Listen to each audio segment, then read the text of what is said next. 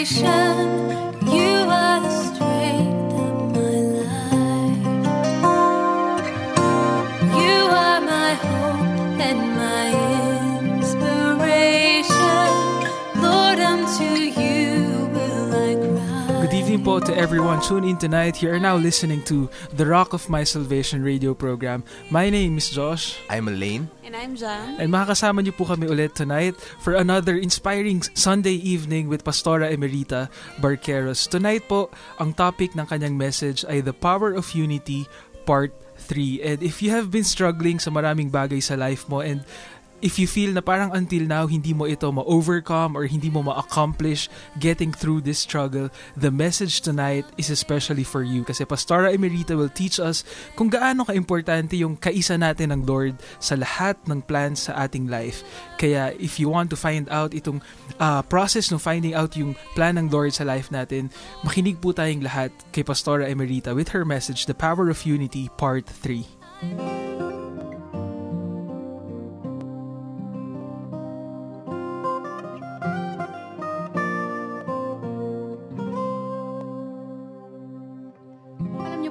Na kapag mahal natin ng Diyos, tayo po ay nakikipag-isa sa Kanya.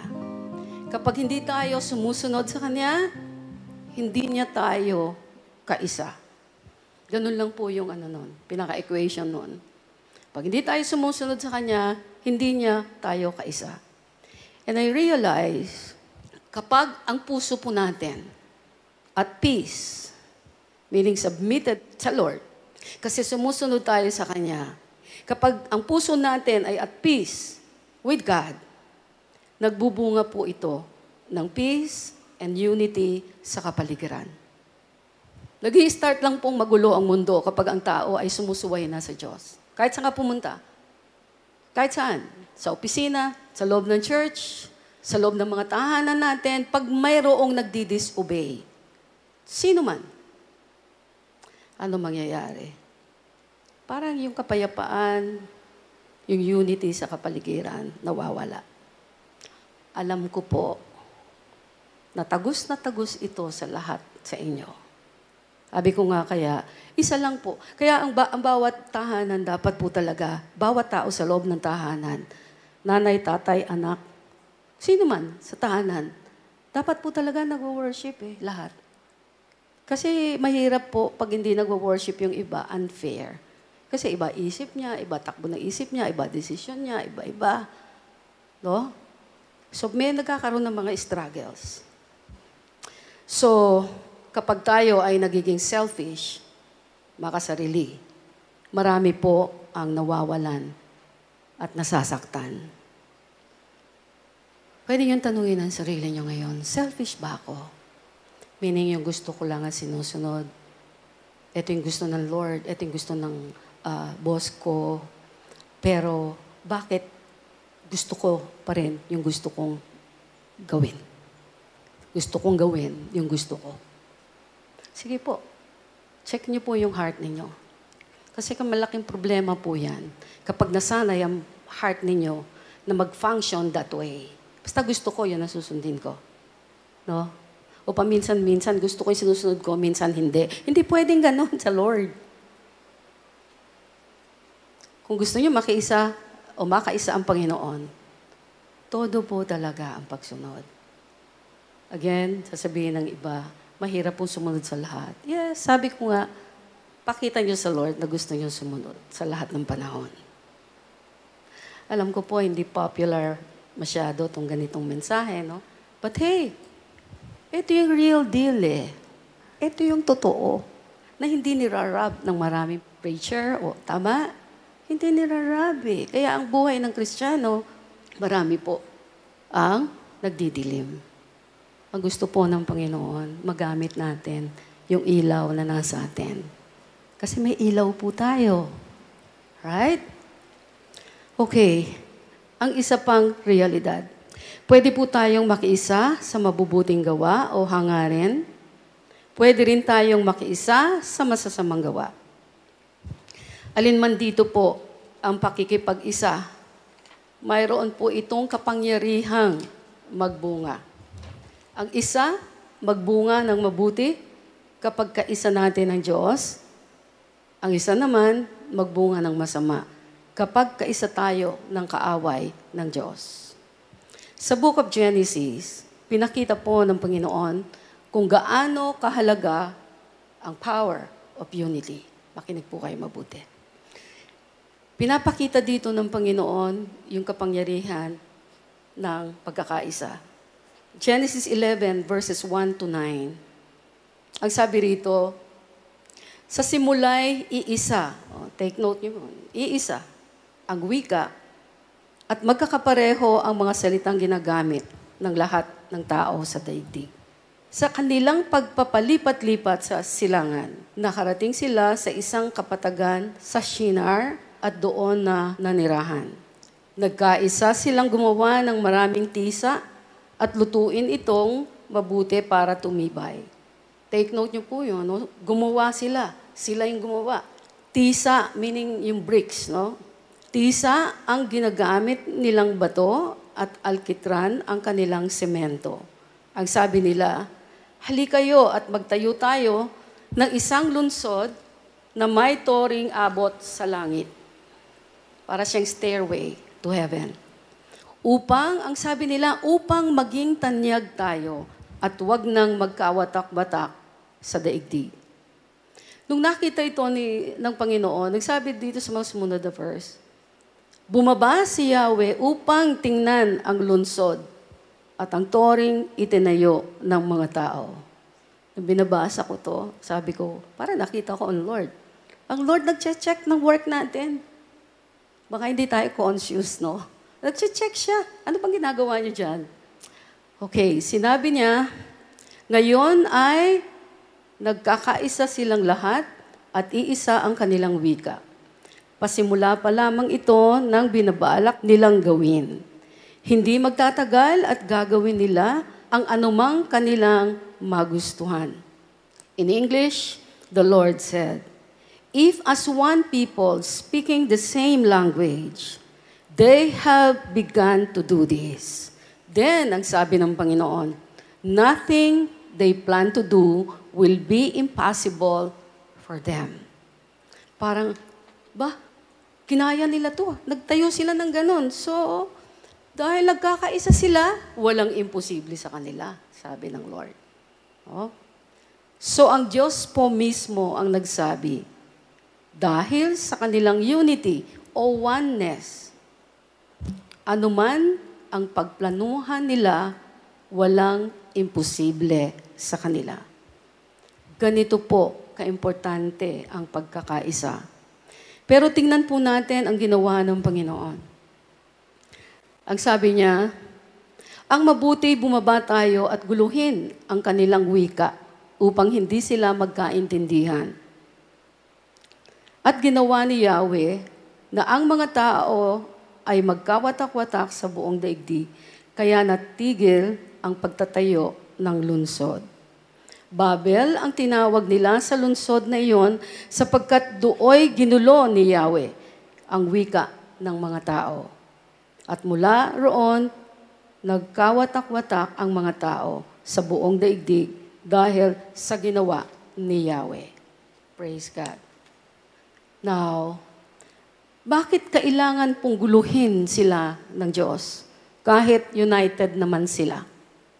Una po, gusto ko munang diinan na kapag mayroong unity o pagkakaisa, sabi ng Diyos, wala po talagang imposible sa kanila.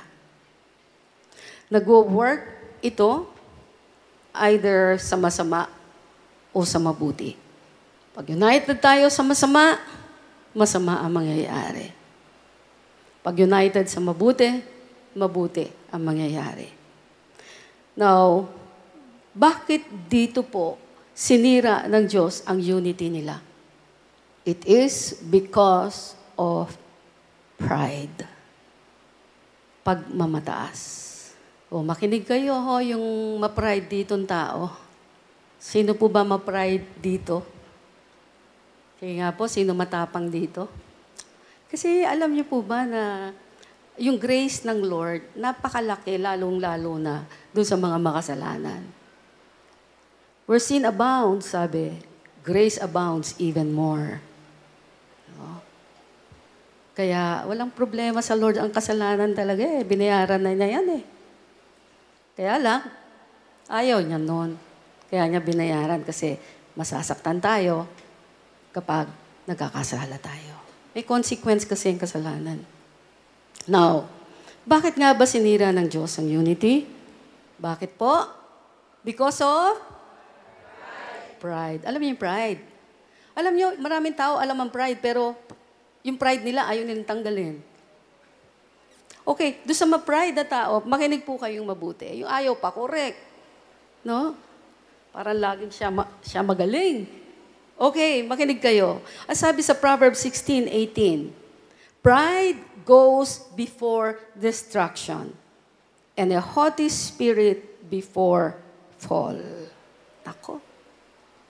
Parang, kung yung distraction nandun, pwede kang hindi ma-destroy kung hindi ka mayabang, mapagmataas. Pero dahil mapagmataas kayo, didiretso ka doon sa distraction. Hawa niyo po? Tsaka alam niyo po, ang isa pang kaya hindi maganda yung pride. Na-realize ko po sa edad ko na ito, ang pride po talaga nakakabobo. Hindi yan ang topic ko, no? Pero nakakabobo pa ang pride. No? Kasi, ang ma-pride na tao, pagka meron siyang pinaniwalaan, ang mangyayari po, hindi niya papakinggan yung iba. Eh, paano kung yung pinaniwalaan niya mali? Diba? Hindi siya makukorek. Ayun ang problema ng ma-pride na tao. Kaya kung walang tingin niyo po, walang parang masyado nangyayari sa life po ninyo, i-check niyo yun, yung area na yun. Mapagmataas ba ako? I-check niyo po. Maraming uri po yung pagmamataas. Pagmamataas, una po sa lahat, sa authority ng Diyos sa buhay natin. Yun ang pinakatap. Yun ang unang basihan natin. Kasi alam niyo po, pag yung first authority, pinakamataas na authority sa atin, ay nasusunod natin. Madali na yung sa baba. Yung everyday na encounter natin. O sabihin niyo naman, hindi naman ako ma-pride sa Lord. Pag sinabi niyo yun, baka naman hindi kayo nagbabasa ng Bible, hindi niyo alam kung ano pinapagawa ng Lord. No? So, pagpatuloy ko po to, verse 4. Sabi nila, come, let us build ourselves a city with a tower that reaches to the heavens, so that we may make a name for ourselves. Yun yung problema. No? In Tagalog, ang sabi nung nagyaya, halika kayo at magtayo tayo ng isang lungsod na may toring abot sa langit upang maging tanyag tayo. Gusto po nilang gumawa ng city na may tower, abot sa langit. Parang tayo, ang dami-dami natin gustong maabot. Ang tataas ng pangarap natin sa buhay. Tataas. But, kung hindi natin kaisa ang Panginoon, somewhere, kahit may na-accomplish na tayo somewhere, parang ginugulo ng Lord. May ginugulo ang Lord. No? So, gusto nilang, again, pakita. Ito yung gusto po nilang pakita. Explain ko na po. Anong ibig sabihin nito? Gusto nilang ipakita na sa sarili nilang lakas, kaya nilang maabot ang langit. Basta sila ay nagkakaisa kahit hindi nila kaisa ang Diyos. Pare-pareho nilang gustong matanyag. Gumawa ng pangalan para sa sarili nila. Ngayon po, mag-pause lang akong konti. Tanungin nga po ninyo yung sarili niyo, meron po ba kayong binalak o ginagawa na, pinagplanuhan at ngayon ay nangyayari na, umaandar na, yung mga gusto ninyo na pinlano ninyong gawin at nandyan na kayo, pero hindi nyo pa marating yung masasabi nyong satisfied ako sa nagiging bunga. Kung hindi po kayo satisfied at a certain level, kasi totoo lang, ako din, hindi pa naman ako satisfied sa lahat. No? But merong level na natutuwa na ako, na-accomplish na ito, dadagdagan na lang. Pero yung sobrang struggle po ninyo na talagang parang hindi kayo kumikilos. Buhay mo parang dyan lang. Tinry ko naman na lahat, dyan lang din ako. Sisiguraduhin ko po sa inyo, Ang isa sa major na dahilan dyan, hindi nyo kaisa ang Diyos. Karamihan ng nagpaplano, even Christians. Plano ng plano, pagka meron ng kakayanan para gawin yung plano, tatanungin ba ang Lord? Hindi. Hindi. Lalo na pag may pera, ho. Kayang bilhin, kayang itayo ito. Yung iba nga kahit walang pera, mangungutang, maitayo lang yung gusto niya. Ano po? I-check nyo. Masakit na katotohanan po ito, pero kung hindi po, pastor na hindi matapang at ayaw kong saktan yung damdamin ninyo, hindi po ituturo to sa inyo.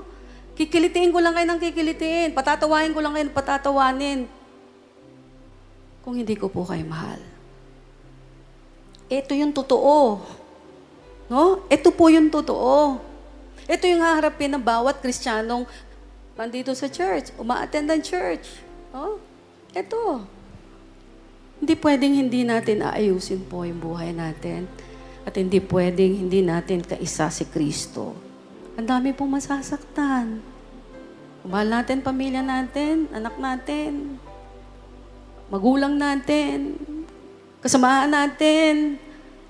Masasaktan po. Ibig sabihin nun, kung masasaktan, meron tayong kapasidad gumawa ng mabuti. Meron tayong kapasidad pumili na gawin ang tama para imbes na masaktan yung mga mahal din natin sa pamilya natin, gagawin natin po yung tama, di ba?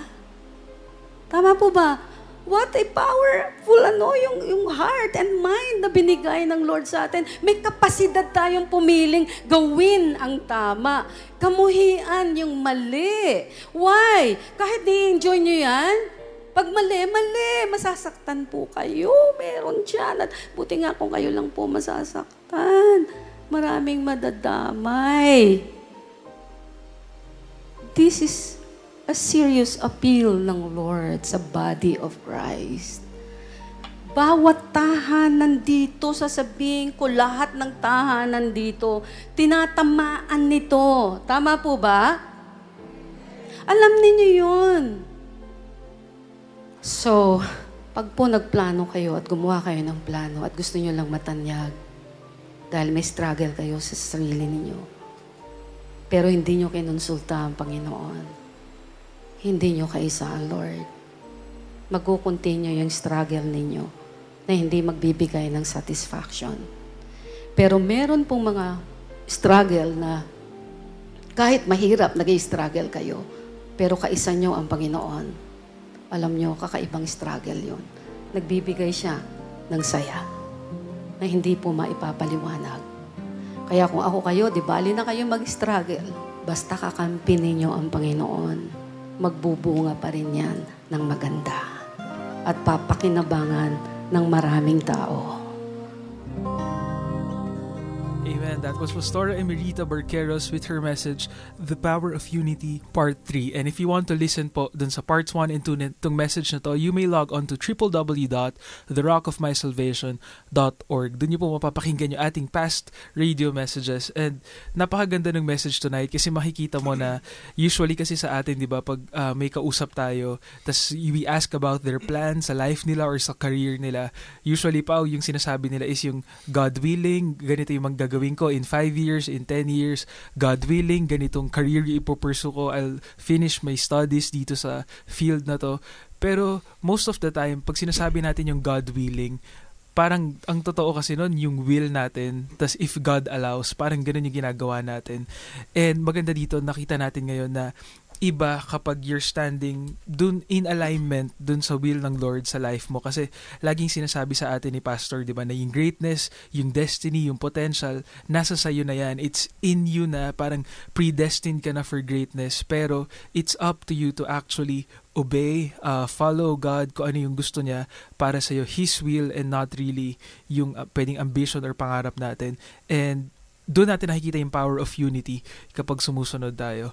And now, Pao, alam ko meron kang mga gustong i-share na examples ng being united with God. Well, there are definitely lots of benefits in being united with God. Number one, God helps us avoid the bad consequences of making bad decisions. Kasi more often than not, alam na ng Lord kung ano yung consequences of, for example, kung magde-decide tayo to choose which church we want to devote ourselves to. Parang if we ask God for His wisdom, for sure, yung perfect will ng Lord, parang ano na yun promise niya sa Bible na whatever His will is, it promises the best possible outcome for your life.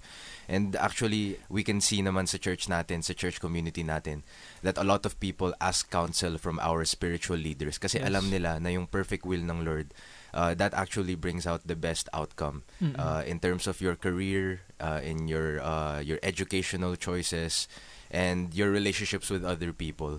Talaga yung perfect will ng Lord, it won't fail.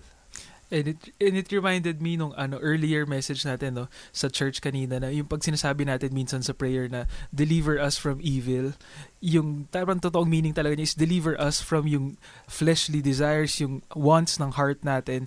And totoo yun na parang yung standing in unity with God usually involves yung sacrifice on our part to lay down yung selfish na gusto natin, yung sarili natin pangarap, sarili nating ways of doing things.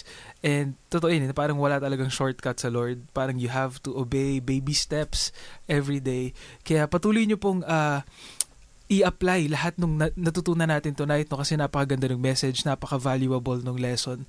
And tonight, ini-impress ng Lord na pwedeng may mga nakikinig na yung feeling mo, pwedeng malayo ka from God, yung unity hindi mo maramdaman, and nakikita mo ngayon sa life mo yung pagiging hopeless, pagiging anxious, or even depressed, and naririnig mo itong tinig na to tonight. God is telling you na ang will niya for you is to be reunited with Him. Parang kung ikaw yung anak, ikaw yung prodigal son, na sinasabi sa iyo nung tatay mo na, anak, come home. Parang I'm ready to be reunited with you again. And kung gusto mong take itong chance na to for you to be reunited with Jesus, you can just follow this simple prayer. Just say, Heavenly Father, I admit that I am a sinner. Thank you, Lord, dahil alam ko po na binigay mo yung life mo through Jesus Christ, who died on the cross for me, and you rose again, and you are alive. I believe that you have the power to save me, to give me hope, and a new life. I also claim, Lord, yung healing mo, pwedeng physically, mentally, spiritually, whatever sickness yung pwedeng nararamdaman mo ngayon. Sabi ng Lord sa salita niya na by His stripes, we are healed. Kaya claim yung healing mo, yung victory mo, and this new life that you have in Jesus. In Jesus' name we pray. Amen and amen. And if you pray that prayer, we'd love to hear from you. Yung praise reports, or if you have prayer concerns, you may call us at the following numbers. You can contact us at our landline, 688-8742. Again, that's 688-8742. You can also contact us at our Globe number, 0916-564-9897, or in our Smart, 0939-782-3001. And gusto po namin kayong matulungan pa to draw you closer sa walk niyo with God. And Pastora Emerita has her personal website. Pwede niyo pong i-visit on www.onlybecausefgrace.com. And nandito po yung link for you to download yung ating Daily Peace and Comfort podcast, na free po ito for download, na you can download sa mobile devices nyo or sa cellphones niyo, so you can listen sa daily devotion nyo this week. Now, gusto nating encourage din lahat ng nakikinig ngayon, dahil speaking of doing yung will ng Lord and standing united with God, in obedience sa call niya sa atin to love the poorest of the poor, to clothe yung mga walang damit, and to give shelter sa mga homeless, nabuo itong Joseph Feeding Mission or JFM. Ito yung vision ng ating church, na we feed the hungry and we let God satisfy their soul. Nandito po ngayon si Jam to share with us yung latest updates dito sa JFM. Yes, good evening po sa inyong lahat. And totoo yan, Josh, kasi para po sa mga nakakalam, since nandito tayo sa Philippines, alam naman natin lahat na kakatapos lang ng election. And dito po sa atin, parang sobrang dami, leading to that election, parang sobrang dami natin narinig na opinion, debate, insights, suggestions, lalo na sa internet and even sa TV. But after hearing and reading almost everything, every day, di ba? Yeah. Merong nag-stuck sa mind and heart ko. And yun yung parang meron akong nabasang article na sinasabi na change should start within us. And it's true na yes, we need a great leader, but it's important then na we know how to lead ourselves Yes. para to make yung decision every day na para maging better versions of ourselves. And kailangan natin matutunan i-lead yung sarili natin to show love and to help out yung neighbor natin, 'di ba? And kaya to close sa puso ko yung JFM kasi parang habang unti-unti nawawala yung init ng politics, yung usapan about politics, habang nawawala to, parang unti-unti rin nawawala yung summer heat. And nagsa-start na yung rainy season, Yes. and which means sa atin dito sa Philippines, ibig sabihin niyan ay pasukan na. Kaya we all know pag pasukan talaga magastos, and hindi natatapos yung gastos ng magulang natin sa tuition fees. Meron pa yung uniform, may sapatos, school bus, everyday baon. At Yeah. syempre, meron ding school supplies. And sabi ko nga, actually binlog ko tong thought na to na if yung change is to start within us, dapat parang ang maganda dito kasi binigyan tayo ng opportunity ng JFM to make that change happen by helping other people, by helping yung mga kababayan natin. And good news po dyan, meron na po ulit tayong back to school project. And sobrang gusto ko tong project na to kasi mabibigyan talaga tayo ng chance para mag-invest, para mag-create ng change sa mga future ng mga bata, especially ng mga bata dyan sa Tondo, sa Baseco, sa Payatas. Imagine sabi ko, 250 pesos lang, makakapag-sponsor ka na ng isang bata. Meron na po yung 250 pesos nyo po, meron na yung school bag.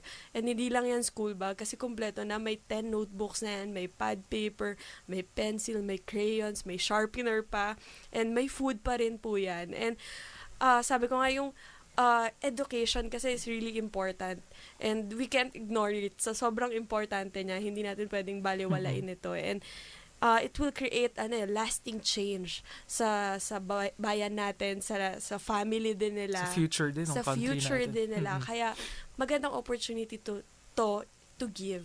Yes, and totoo yun. What's nice about yung JFM, no? Kasi parang the little that we have, kapag dinonate mo or binigay mo sa JFM, parang namumultiply yung impact and yung number of people na you can affect. Yes. Kaya napakaganda nitong project na to.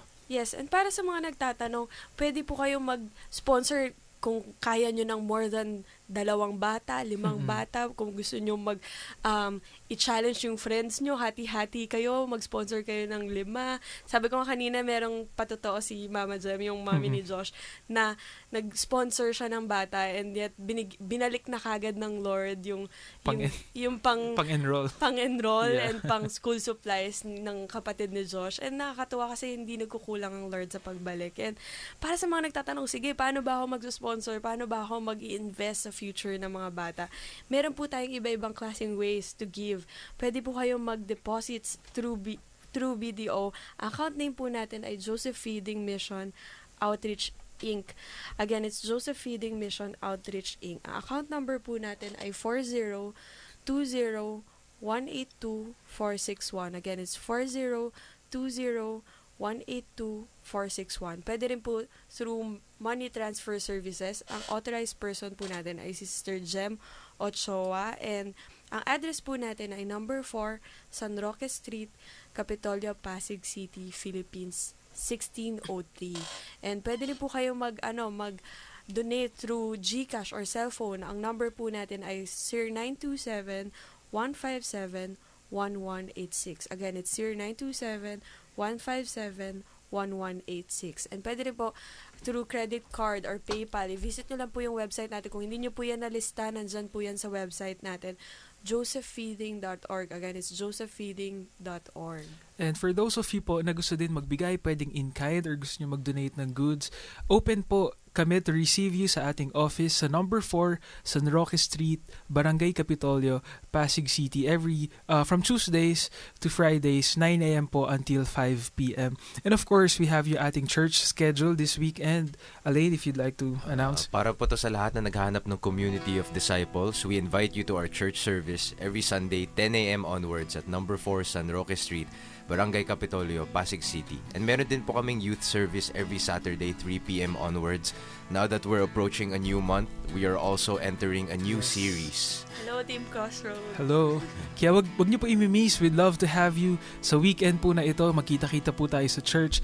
And sa lahat naman ng nasa social media, pwede niyo pong i-visit again yung www.therockofmysalvation.org and yung josephfeeding.org. And meron din po tayong Facebook accounts. Isa-search na lang po yung The Rock of My Salvation and yung Joseph Feeding Mission.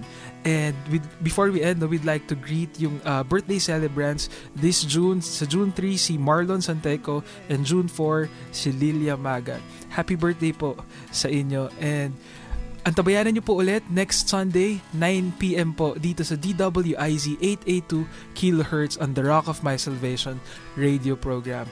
Again, my name is Josh. I'm Elaine. And I'm Jam. Kita-kita po tayo ulit next Sunday. God bless you and have a good night. You are my rock, you are my refuge, a mighty fortress strong and sure. You are my hope, my one Redeemer, sovereign